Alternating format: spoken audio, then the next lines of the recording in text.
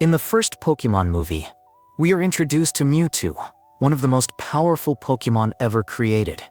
He was born from a genetic experiment using the DNA of the legendary Mew.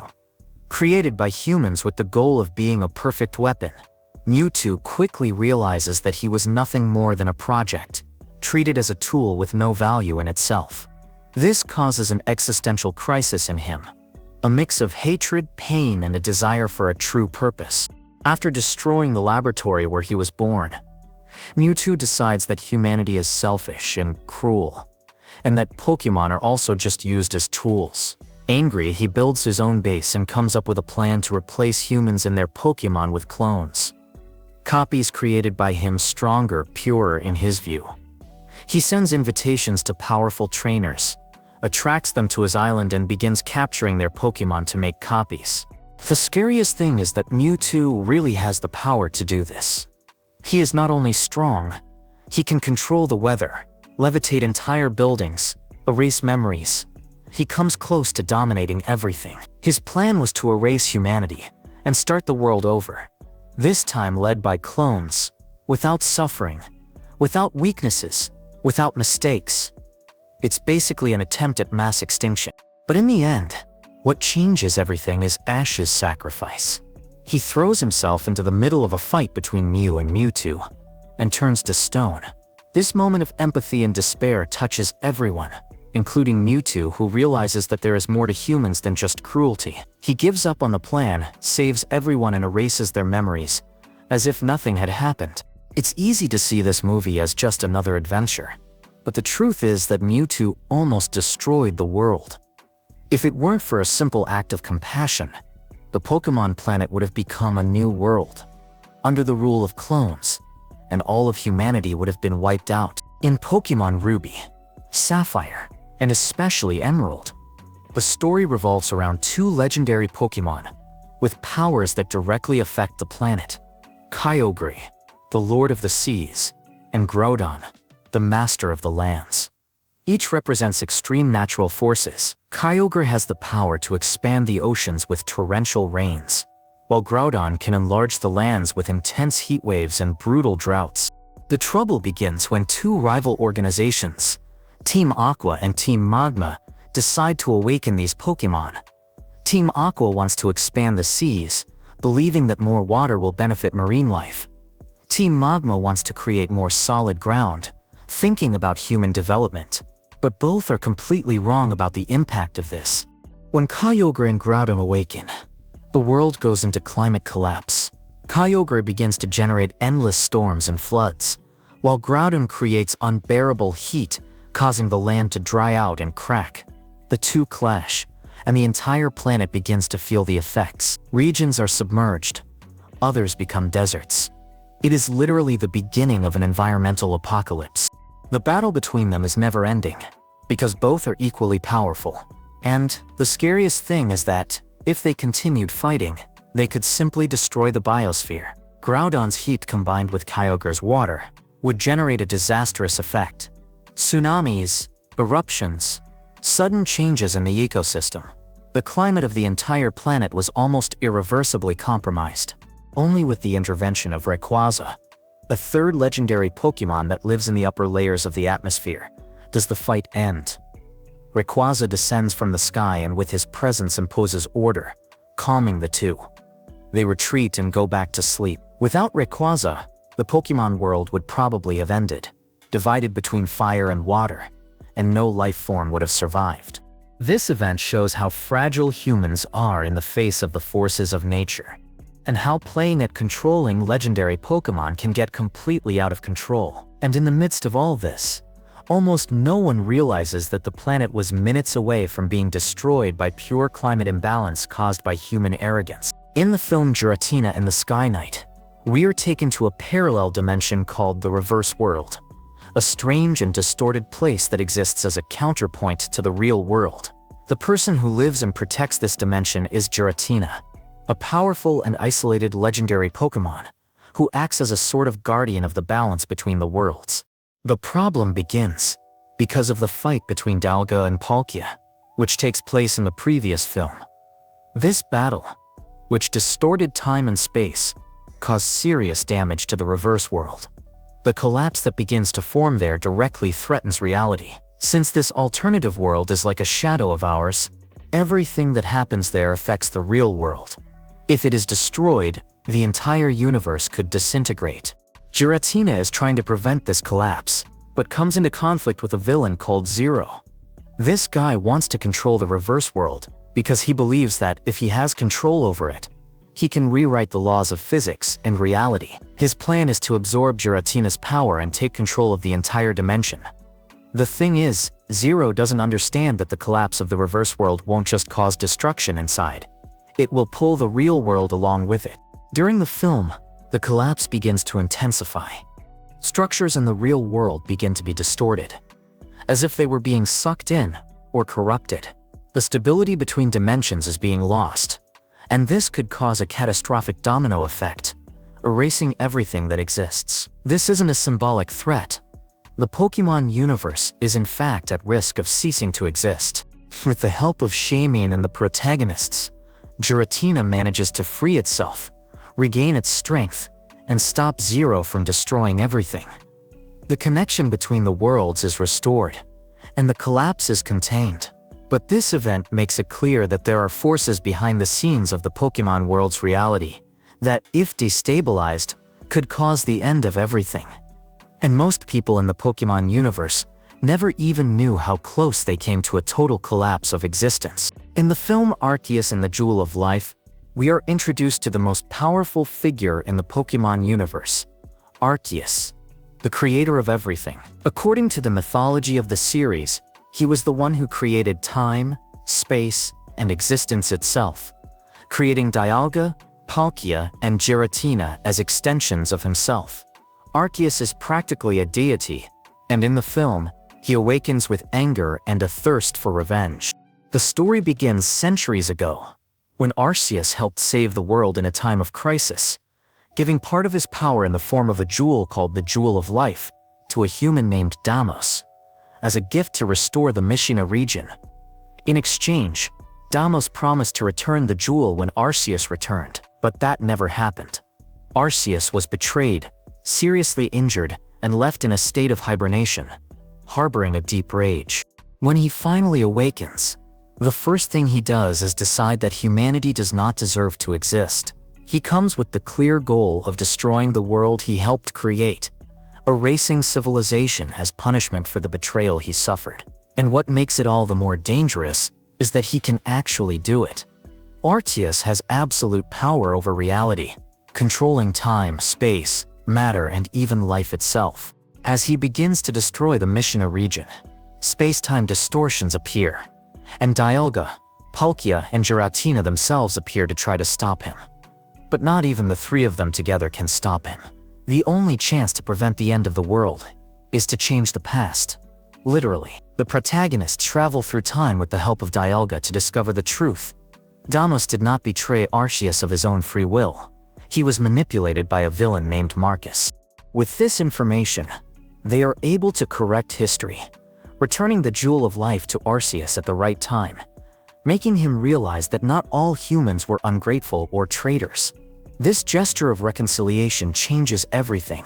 Arceus abandons destruction and saves the world from the total collapse it was about to cause. What's even more impressive is that for a brief moment, the Pokémon universe was in the hands of a being who had every right and every power to erase it. And it was only saved because someone had enough compassion to go back in time and correct a mistake from the past. All of this happens on an almost cosmic level, and most people don't even realize how close they came to seeing the world disappear with a single thought from Arceus. In Pokémon Y, and the film Diancie, and the Cocoon of Destruction, we meet Waltol, the legendary Pokémon of destruction. It represents the opposite of life. While Xerneas brings life energy and healing, Viltol absorbs the life force of everything around it. When it awakens, it doesn't just cause physical destruction. It literally sucks the life out of living beings, leaving everything petrified, dry, and soulless. Legend has it that when Yveltal feels it is close to death or is threatened, it enters a state of pure destruction, consuming all the life energy around it. After that, it enters a cocoon, similar to death, where it sleeps for centuries. And that was exactly what almost happened in the film. In the story, Diancie, a Pokémon who needs to find the power to create a sacred diamond and save its kingdom, ends up awakening Yveltal accidentally when it approaches its forest. When Yveltal awakens, the atmosphere changes completely, the sky darkens, the forest begins to die, and any living thing it touches or targets with its energy is turned to stone. Humans, Pokémon, trees. The most frightening thing is that Yveltal does not destroy out of malice. It is instinctual. It is simply a natural force that represents the end of cycles. But imagine this being released into a world with millions of Pokémon and humans. The result would be a silent, rapid, and virtually inevitable mass extinction. It is not like an enemy that can be fought. It is like death personified, inevitable and unstoppable. In the film, it only stops because its anger subsides, and it returns to its cocoon state. But there is no guarantee that it will not awaken again in the future, especially if the natural balance is threatened. Its presence serves as a dark reminder that in the Pokémon universe, there are entities so dangerous that if they awaken at the wrong moment, the entire world could end without warning. And the most curious thing is that almost no one in Kalos even realized how close they had come to an apocalypse. For most, everything went back to normal. But that day, life in the Pokémon world was almost completely wiped out. In the film Pokémon 7 Destiny Deoxys, everything begins with the fall of a gigantic meteor on Earth. This meteor brings with it a mysterious Pokémon, Deoxys, an alien life form that came from space. The impact of the fall was so strong that it almost destroyed an entire area of the planet and provoked an immediate reaction from Rayquaza, the guardian of the skies. Rayquaza, who lives in the Earth's atmosphere and senses any anomaly on the planet, interprets the arrival of Deoxys as an invasion. He immediately attacks, starting a colossal fight between the two. Deoxys ends up destroyed, or at least apparently so, and spends years regenerating in secret. When Deoxys finally returns, it does not come alone. Another Deoxys awakens, and the two begin to search for each other, communicating through extremely intense electromagnetic signals. This causes a total collapse in the electrical systems of the city of Larus, where the film is set. Nothing works. No light, no technology, no communication. Chaos quickly sets in. And it doesn't stop there. The city's security towers, which should protect the population, go into automatic mode and start arresting humans and Pokémon, mistaking them for threats. The city becomes a trap. This entire crisis is a direct result of Deoxys's presence and the disturbance it causes to the environment. Meanwhile, Rayquaza returns to attack, once again believing that Deoxys represents a danger. The fight between the two is destructive and further unbalances the surrounding environment. If this battle continues, the damage would spread beyond the city. There could be natural disasters, climate collapses, and chain faults across the entire planet, all due to the imbalance generated by Deoxys's alien energy. The conflict only ends when the two Deoxys finally meet again and are able to communicate fully. They demonstrate that they have no intention of destroying, only of reuniting. With this, Rayquaza understands that there is no real threat and decides to stop the fight. But until that moment, the planet was on the brink of technological and natural collapse, due to an alien life form that no one knew about, and that the planet itself had no way of dealing with. It was one of those events where by a hair's breadth, the Pokémon world nearly plunged into total chaos and most people never realized the real risk they were in. In Pokémon Sword and Shield, the great danger behind the story is Eternatus, a legendary Pokémon of mysterious origin, and extremely dangerous. It is not only powerful, it poses an existential threat. Eternatus has the ability to absorb unlimited energy, and it is precisely this that causes the greatest disaster ever recorded in the Galar region, the Darkest Day. This event happened centuries before the main story, when Eternatus was first awakened. By absorbing too much energy, it entered an overloaded state that released a corrupted and devastating form called Eternamax. The sky darkened, Energy storms spread, and several Pokémon began to transform into gigantic, uncontrolled versions. This is where the Dynamax phenomenon comes from. The darkest day nearly destroyed Galar. Crops died, cities were threatened, and the entire natural balance of the region was on the brink of collapse. The only reason the world didn't end back then was the intervention of the legendary heroes Zacian and Zamazenta, who fought Eternatus and managed to seal him away. But in Sword Shield, Chairman Rose, obsessed with securing infinite energy for the future of Galar, decides to reawaken Eternatus. He believes that by harnessing his power, he can solve all of the region's energy problems. But this plan is a disaster. Eternatus awakens, and the darkest day begins to repeat itself. The sky darkens, Dynamaxes go out of control, and the world's energy begins to be consumed violently. Eternatus is not only strong, he is a kind of cosmic catalyst. His existence threatens the laws of nature. If he were not stopped, collapse would be inevitable. The excess energy would destroy the climate, Pokémon would lose control, the region would become an unstable energy field, and eventually this would spread to the rest of the Pokémon world. At the critical moment, the protagonist join forces with Zacian and Zamazenta, and face Eternatus in his Eternamax form, which is practically a black hole of living energy. With a joint effort, they manage to contain and seal him once more. But what many people don't realize is that if the battle had lasted a little longer, or if Eternatus had absorbed more energy, Galar would have been completely wiped out. The threat wasn't just a gym battle with stronger bosses. It was literally the end of the world, and all because of a blind greed for control and unlimited energy. In Pokémon Ultra Sun and Ultra Moon, the main threat is Necrozma, a mysterious Pokémon that represents total darkness, but in a much more literal way than it seems. It is known as the prismatic Pokémon, and has one obsession: absorbing light. But what starts out as just an energetic threat turns out to be something much more serious, a direct threat to the existence of life in the Pokémon world. The story reveals that Necrozma was not always like this. It was originally an entity of pure light, bringing energy and balance to the universe. But something happened.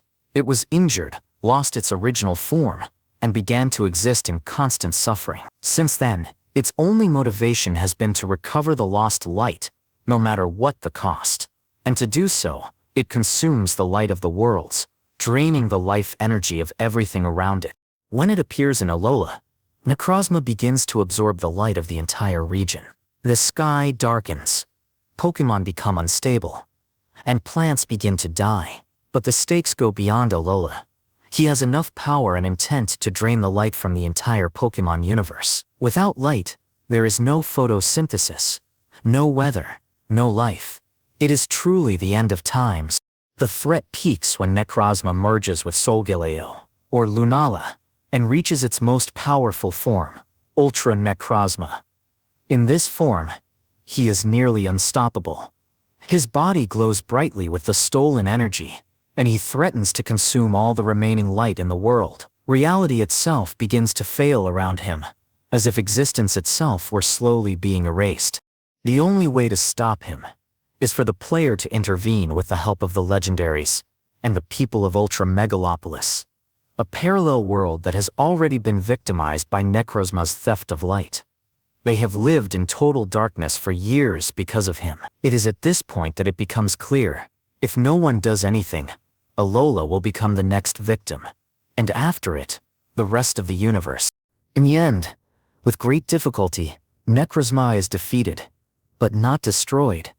He is purified, and for a brief moment, returns to his original form of light. The crisis is narrowly averted, but this event shows that, even in a world full of battles between trainers and Pokémon, sometimes the greatest threat is a cosmic entity that can erase everything in existence. Not out of malice, but out of desperation. And as in so many other moments in the Pokémon universe, most people don't even realize how close they came to seeing the world plunge into eternal darkness.